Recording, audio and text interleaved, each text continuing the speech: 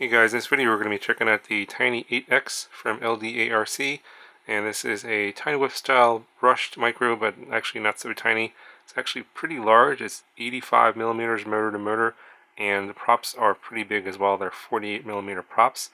The motors are fairly big too. They're 8.5 millimeter by 20 millimeter motors, so fairly hefty motors. And to be totally honest, my expectation was when I first saw this and got this and felt how heavy it was, I didn't think it was going to fly that well, but I was actually pleasantly surprised. And you'll see in the flight demo, it flew actually pretty well, and actually pretty well outside in wind conditions. So first of all, let me just give you a weight measurement, because I'm sure everyone will be curious what that is. So the drone by itself is coming in at about 41.6 grams, and then with the LiPo it's 55.3 grams. And the LiPo is a 550 milliamp hour 1S high volt battery, 50 to 100C, fairly hefty battery, but it'll give you some pretty good flight times. I got close to 4 minutes of flight time on this battery, flying fairly aggressively in acro mode, doing flips and rolls and flying all over the place. Now the version I got was the basic edition with the FreeSky receiver. Obviously you can pick different receivers like a Futaba, Spectrum, or the no receiver version if you don't want one. The basic version doesn't really come with a whole lot. You get the drone, you get one battery, you get a manual, it's a pretty good manual, and you do get a 1S battery charger. It charges via USB, so any USB source will charge the battery. It has two different plugs, a 1.25 millimeter plug and a 2 millimeter plug. So this battery here has a 2 millimeter plug, so you plug it in there. And since it's a high volt, you want to select the high volt setting. So there's a little switch here for high volt versus normal LiPo, so you want to make sure that's set. But this is the only charger you get. And that's pretty much all you get in the basic edition. Now on the Tiny 6X that I reviewed maybe a week or so ago, I got the advanced edition, and that came with this nice case, a bunch of accessories, a six-way charger. This comes with 3 batteries, extra parts. The advanced edition for the 8X I don't believe is currently available yet. This is why they sent me the basic edition.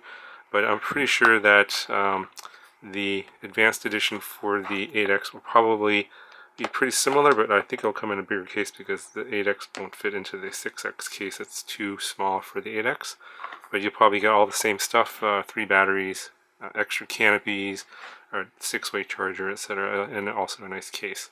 Now basically the parts in the 6X versus the 8X, only difference is going to be the motors, bigger props, and the bigger frame. The flight controller, the video transmitter, receiver, and camera are the same in both of them. And you can see the center part here is identical here, it's just the colors are different.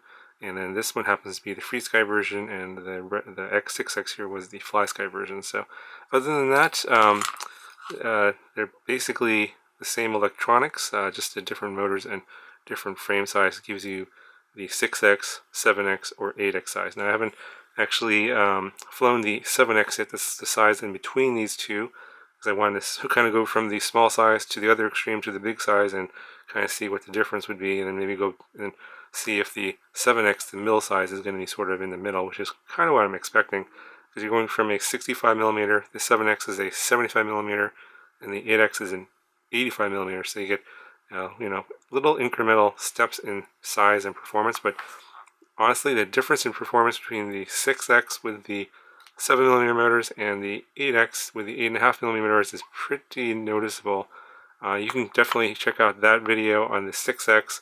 You can go over all the specs, and I go over the advanced edition parts and accessories in that one, so if you want to check that out. I'll put a card in the corner to that video. I'll give you an idea what to expect if you get the advanced edition of the 8X. But when you see the flight performance of the 8X and compare it to the 6X, you'll see that's quite a bit different. I was actually really surprised how well it flew, especially in acro mode.